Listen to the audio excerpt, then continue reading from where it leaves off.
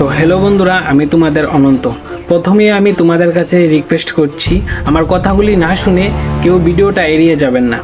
আমার কথাগুলি শুনলে হয়তোবা এই ভিডিওটা আপনার কাজে লাগতে পারে। আমি আজ শিক্ষা নিয়ে কিছু কথা বলতে চাই।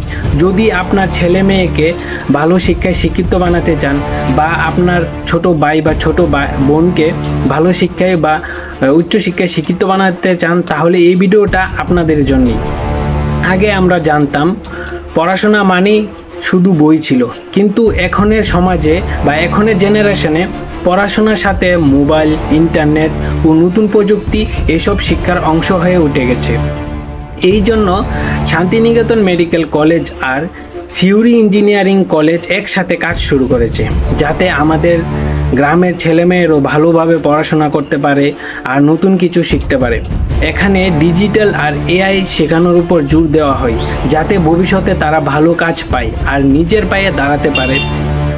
আর একটা ভালো কথা হলো, ইঞ্জিনিয়ারিং আর মেডিকেল একসাথে কাজ করলে মানুষের চিকিৎসা আরও ভালো হবে।